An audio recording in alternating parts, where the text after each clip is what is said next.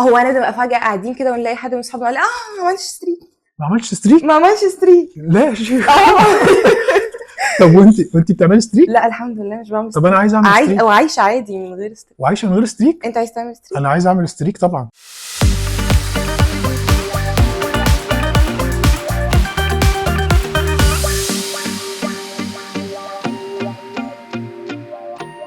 ايه الاخبار؟ اهلا، ازيك؟ الحمد لله بخير طول ما انت بخير. الحمد لله يا رب دايما يا رب. ايه الاخبار بقى؟ هتعملي فينا ايه النهارده؟ هتتوهينا فين يعني؟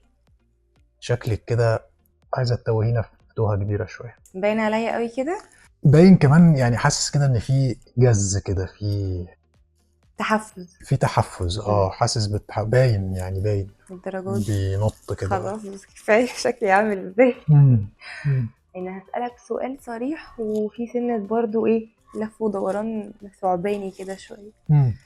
هل انت متضايق ولو حاجة بسيطة انك يعني قاعد معايا يعني دلوقتي بتعمل البرنامج ده معايا؟ انا مش مع حد كده من يعني كبارة كده زي حضرتك طبعا، من الجيل الناس الطيبين كده. كبارة والطيبين. طب انا يعني هحاول اتجاوز الحتة دي عشان حاسس كده فيها ب... نقوزة. عارفة يعني ايه نقوزة؟ طبعا عارفة عارفة النقوزة؟ كل حاجة. عارفة كل حاجة. بما اننا احنا من الكبار وانتم الصغيرين، فاكيد يعني يمكن كلمة نقوزة دي هي دي بقى اللي انا جايه لها، الكبار والصغيرين. ليه بقى الكبار او الجيل الاقدم شويه دايما شايفين بقى ان احنا المرفهين بقى اللي اتولدنا في بقنا معلقه دهب، عندنا نت وموبايلات والدنيا سهله كده وجميله على ايامنا. وزمان بقى كنتوا يعني بتذاكروا على لمبه الجاز، وكانت قناه واحده في التلفزيون الصغير المشفر ده تقفل 2 الظهر تقريبا. انتي تعرفي ابو تريكه؟ تعرفي عبد الحليم؟ مستحيل، انتي جديده قوي، ما ينفعش تبقي عارفه ابو تريكه وعبد الحليم اصلا يعني. ليه بقى انتوا بتعملوا كده؟ ليه شايفيننا مرفهين كده؟ مرفهين؟ مرفهين. ناحيه مرفهين، احنا مرفهين جدا جدا. يعني انتوا كفايه الديفايس الجميل السحري ده اللي انتوا اتولدتوا لقيتوه في ايديكم، اللي بيسهل لكم الحياه كلها ومعاكم طول الوقت. ما كانش على ايامي على فكره، ما اتولدتش في التليفون. انت كده هتكبري نفسك على فكره. ممكن كده تخشي في الكبار، يعني خليكي خدي بالك من كلامك. ماشي. لو بس خدنا المثال البسيط ده بتاع الديفايس السحري ده ما كانش موجود على ايامنا. احنا على ايامنا ما كانش فيه غير التليفون الارضي. عارفه يعني ايه تليفون ارضي الاول؟ هتعمل زي الناس اللي بيقولوا لنا عبد الحليم وابو تريكه تليفون يعني يمكن تكون اللي هو اللاند لاين. يا سلام، زي جرين برجر بقى. اللاند لاين ده كان اصلا التليفون الارضي ده ما كانش حتى ما كانش عند كل الناس. ده كان ممكن يبقى في شقتين في العماره اللي عندهم التليفون، كلنا بنستخدمه. احنا خلاص الجيران دول بيبقوا بيتهم مشاع لبقيه سنترال. بجد ايه ده؟ انت عارفه السنترال كمان؟ سبحان الله. لا كويس والله. فما كانش في غير ده. وبعدين ده كان فعلا، انا لما بقول الديفايس ده بيسهل الحياه، هو فعلا بيسهل وبيساعدكم على التواصل مع بعض وتبقوا كل حاجه تحت ايدك. انترنت ما كانش فيه. الانترنت دي يعني دخلت متاخر، وكان الدخول ليها في صعوبه وفي يعني كان وقت ما احنا بدأنا الانترنت دي كان في حاجة اسمها دايل اب كده، بيدخل الانترنت بتعمل حاجات كده عجيبة عشان تدخل الانترنت اصلا، وسبيد بطيئة جدا، قصة صعبة يعني. وخلي بالك بقى ده كان بينعكس على بقية يعني حاجات ممكن تحصل في الحياة بسبب قلة التكنولوجي دي، بتبوظ لنا لحظات حلوة. يعني هديكي مثال كده يعني يضحك. اسرحي بخيالك كده وارجعي كده ورا شوية عندنا، وتخيلي هل ممكن تبقي رايحة مكان ومع أصحاب ليكي كتير وتتوهوا من بعض؟ تتوهوا من بعض وما تلاقوش بعض، يعني خلاص يعني انتوا تهتوا في مكان، رايحين مكان للأبد، وتهتوا بقى ما بس خلاص مش هتعرفوا توصلوا لبعض تاني. ده ممكن يحصل النهارده؟ لا بصراحة. احنا مثلا ممكن نكون مجموعة أصحاب رايحين نتفرج على ماتش كوره في الاستاد.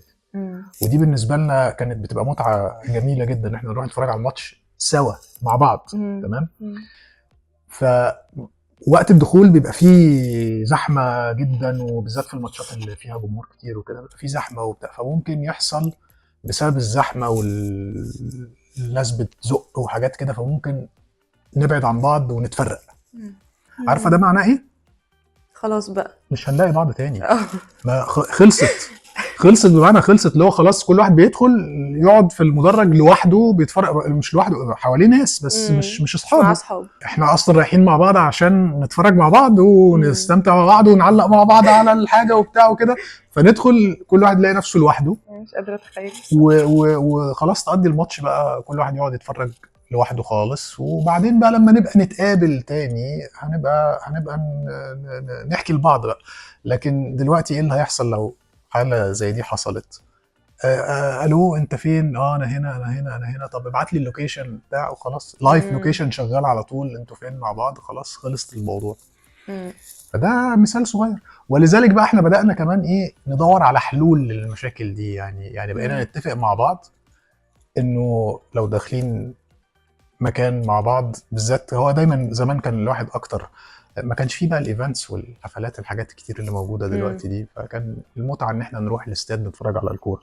فكنا نروح نتفق انه يا جماعه لو تهنا من بعض نتقابل فين، نحدد بقى نقطه التوهان بقى. فنقول بقى ايه، هنتقابل في مدخل مدرج 13 عند باب الحمام. فخلاص بقى معروف انه لو حصل ودخلنا وما لقيناش بعض نقطة الالتقاء، يعني دي نقطة الالتقاء.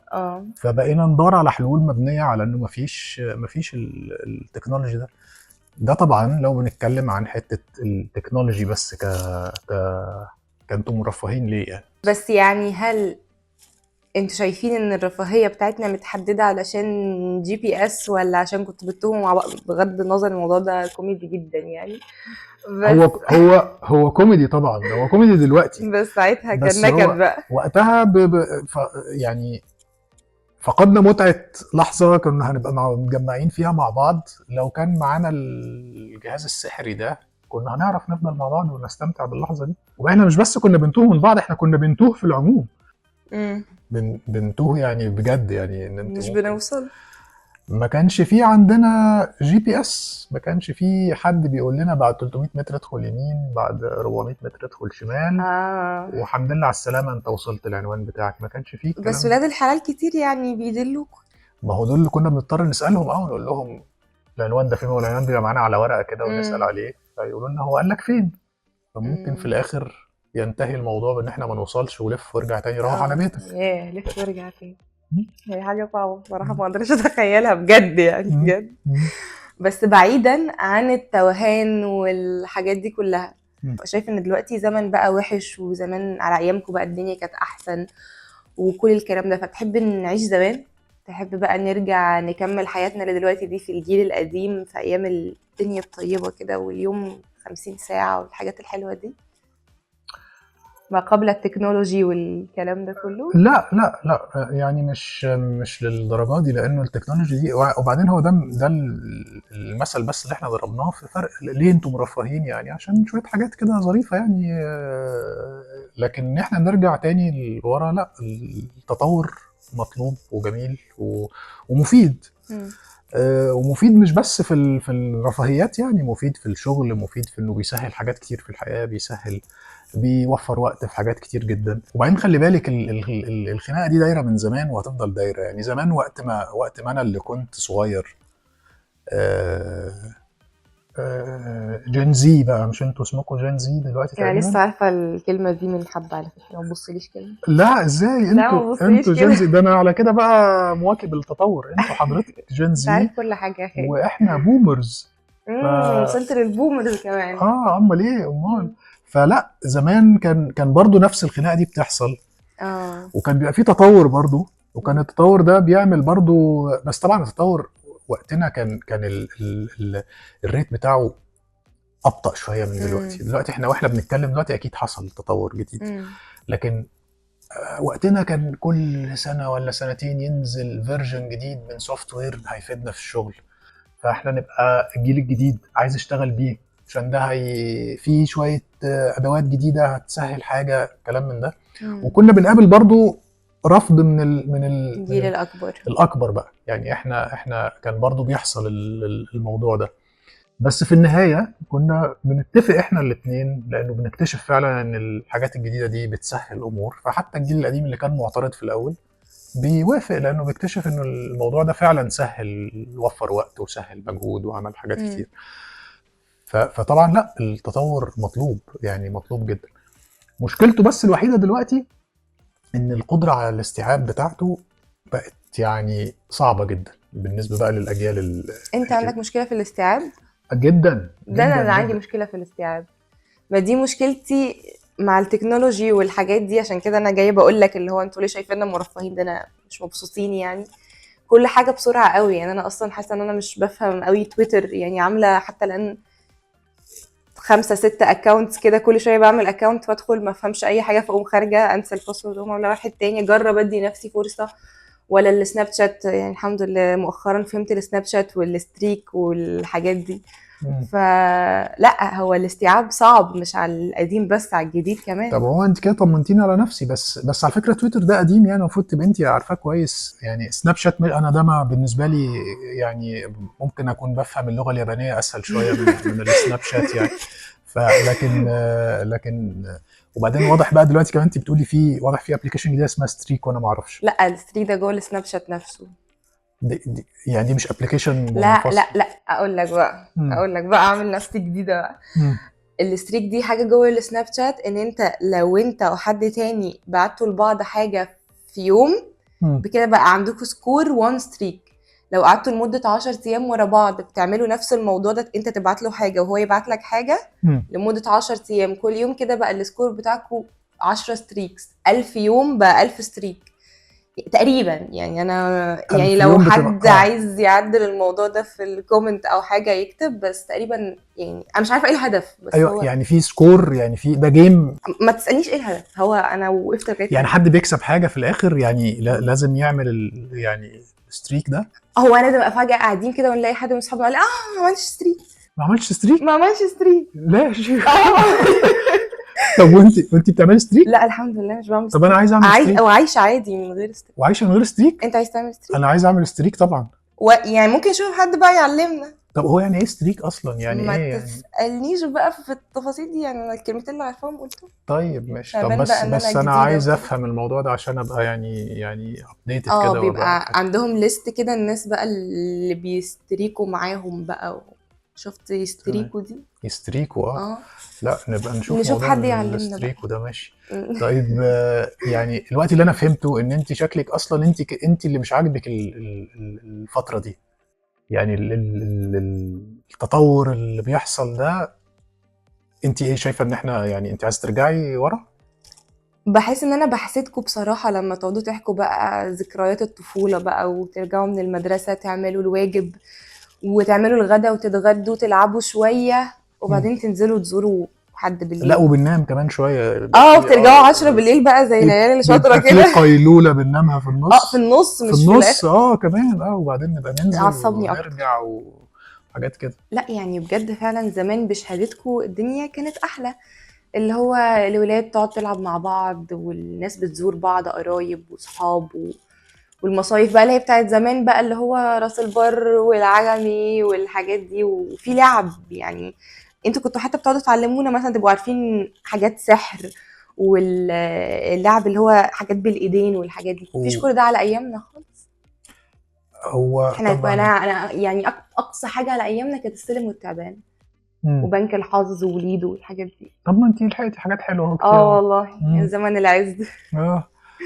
هو بصي طبعا النقطه دي انا يعني هتفق معاكي فيها. يعني زمان كان في تواصل يعني فيزيكال كتير، وحاجات بتتعمل بالايد والعاب يدويه وحاجات بالشكل ده. مش كل حاجه مش جيمز اونلاين بنلعبها مع بعض ولا حاجه. لا يعني كان التواصل عشان اتواصل معاكي انا هبذل مجهود، يعني هقوم البس هدومي وهنزل وهروح لك وهقعد معاكي يعني. فده كان فعلا حقيقي. دلوقتي ممكن بقى كلمتين ازيك اخبارك ايه وبتاع، ونبقى احنا كده خلاص زورنا بعض. خلاص. والرسائل طبعا المسجله بتاعه العيد اللي بتتبعت والحاجات دي كلها كانت بتتبعت برضو، بقت بتتبعت لكل الناس بنفس الحكايه، ما حد ما فيش كلام مخصوص. ده كل ده طبعا دي السلبيات بتاعه ال السوشيال ميديا بقى، اللي خلت الموضوع ما فيهوش سوشيالايز بجد. بالظبط. اه يعني حتى في مثل بيقول هو we need to disconnect to connect، ان احنا محتاجين شوية. يعني اللي حصل دلوقتي ان احنا بعدنا القريب وقربنا البعيد بطريقة ملهاش اي هدف. فكرة التليفون اللي في ايدي طول الوقت ده، انا ضامنة ان انا ممكن اكلمك في اي وقت، فمش بكلمك اساسا. يعني اللي هو خلاص، ما انا ممكن اكلمه في اي وقت. لا، احنا محتاجين شوية يعني بجد بدون افوره وكده، بس الناس تبقى قاعدة فعلا مع بعض في البيت وكل واحد ماسك في التليفون ومحدش عارف عن بعض حاجة. مم. لا، زمان الدنيا كانت ألطف. ناس تقرا كتاب، بيرسموا، بيغنوا، بيتعلموا حاجة جديدة. متفق معاكي جدا جدا جدا، بس برضو خلينا نبص، لان الحاجات دي وصلت برضو ناس ما كانتش بتعرف تتواصل مع بعض. يعني برضو هديكي مثال دلوقتي. زمان كان لو في حد في بلد تانية، حد من قرايبنا، حد من الاهل، من الاصحاب، من اي حاجه في بلد تانية، التواصل كان بيبقى صعب جدا. كان مفيش قدامنا غير الجوابات، مم. والجواب ده بيتبعت في، على بال ما يوصل في اسبوعين، والرد يجي في اسبوعين. مم. او بقى يوم ما نعمل حاجه برضو فيها بقى كرياتيفيتي بقى عاليه كده، شريط كاسيت. مم. عارفه الاول شريط الكاسيت، كاسيت اللي بتحط في عندنا شرايط على فكرة، عندكم عندنا شرايط؟ ما أم هي اكيد مش كلثوم. بتاعتك يعني، وانت سمعتيها يعني يعني. لا، بس عارفاها. ف ف فدلوقتي لا، انا ممكن اعمل فيديو كول مع حد في بلد تانية، فبرضه ده بيقرب. مم. هي الفكرة ازاي ناخد الادوات الجميلة اللي حصلت دي، نستفيد بالجزء الحلو بتاعها، ونحاول نتجنب السلبيات بتاعتها. لو هي فعلا بتعمل سلبيات انها بدأت تبعد الناس القريبين عن بعض، يبقى لازم نصحصح شوية، يعني نستفيد منها بتقرب البعيد وما تبعدش القريب بقى، مم. يعني لان احنا كده نبقى يعني مظبوط. بنستخدم الحاجة مش صح يعني. لكن في النهاية احسن حاجة تتعمل ان احنا نعمل المعادلة الصعبة دي. يعني مم. نستفيد بالتطور من ناحية انه بيساعدنا في تسهيل حياتنا والحاجات دي كلها، ونحاول نحافظ على الحاجات الحلوة اللي انت بتقولي عليها دي بقى، العجمي وراس البر والمصايف مع ان انتوا عندكم برضو، مش عندكم دلوقتي سخنة وجونة وساحل ماليش دعوة. الشرير والحاجات دي لا، كلها؟ ماليش دعوة. أنا عايزة أجرب بقى مصايف زمان. طيب يلا بينا. يا نفسي. بجد. عايزة تطلعي مصر؟ اه والله. مم. فهو فعلا الخلاصة ان الموضوع مش محتاج الخناقة دي.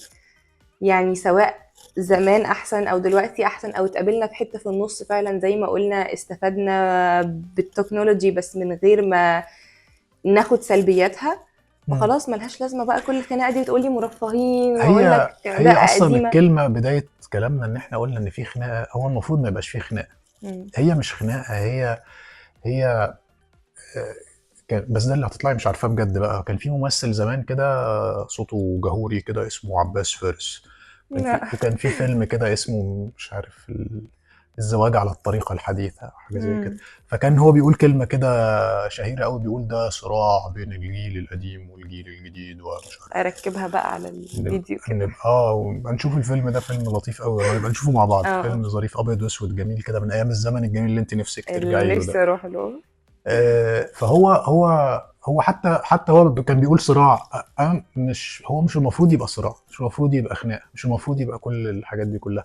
لا الجيل القديم هو اللي صح ولا الجيل الجديد هو اللي صح. هي في اختلافات، والاختلافات دي لازم الجيل الجديد يتقبلها، والجيل القديم برضو يتقبلها، نستوعب بعض يعني. وكل جيل ليه ظروف حياته اللي بتخليه عنده تفاصيل بتاعته هو، مم. مفردات بتاعته. وبمناسبة المفردات، ما تلاقي مثلا برضو في انتقاد من الجيل القديم على شوية مصطلحات بيقولها أو بيكررها الجيل الجديد. على رأسها طبعا كلمة حرفيا اللي بتتقال طول الوقت، حرفيا حرفيا حرفيا حرفيا حرفيا حرفيا حرفيا. انا هتحول من الجيل القديم واقعد يعني بتقولوا ما بين كل حرفيا وحرفيا 3 حرفيا في النص كده، مهمة حرفيا. ولازم نبتدي الحوار بتاعنا جماعة طب مالها دي؟ جماعة مالها دي؟ جميلة جدا والله يعني عادي. على فكرة احنا وقتنا كان عندنا برضو المفردات بتاعتنا اللي اهالينا كانوا برضو بينتقدوها. وايه الكلام اللي ايه كان ايه كنتوا بتقولوا ايه على كان في بقى مثلا روش طحن بقى وحاجة دي. كلمة طحن دي قديمة بجد. الطحن دي قديمة حرفيا. قديمة حرفيا بجد. حرفيا قديمة كده. بصي هو ده الميكس بقى اللي احنا عايزين نعمله، ده النص اللي احنا عايزين نوصل نحط بقى الحاجات مع بعض. ايوه كده كونكلوجن كده للقعدة دي بالظبط كده. يعني بعد كده نقول يا جماعة حرفيا طحن، حرفيا طحن، فول ستوب، فول ستوب بس خلاص. يعني افهم من كده ان انت مش متضايق بقى من اول يوم ان انا موجودة. لا بالعكس، احنا كده واصلين لحتة في النص وعاملين معادلة حلوة بشرط ان انت تعلمين الستريك بعد ما نخلص. ماشي بعد ما اخلص بقى دلوقتي. خلاص يلا بينا. مش هتتضايق مني؟ لا خلاص ما مش هتتضايق ابدا لو قلت ان احنا خلصنا، وان لو الحلقة عجبت حد بيتفرج ممكن يعمل لايك سبسكرايب ويقول لنا في الكومنتس ايه الحاجات اللي الجيل القديم خلاص كنا متفقين ما نقولش كده. هم هيعملوا لوحدهم ان شاء عادي الله. كل واحد براحته ان شاء الله هيعملوا الكلام ده ان شاء الله. اعلم موضوع خلينا في المهم بقى. انا على فكره عندي بنك الحظ اصلا جوه ده. انا بقيت انا امسك البنك كده. عمري كنت بمسك البنك عشان لا بلاش لا امسك البنك لا دي اضمن عشان اعرف. لا والله.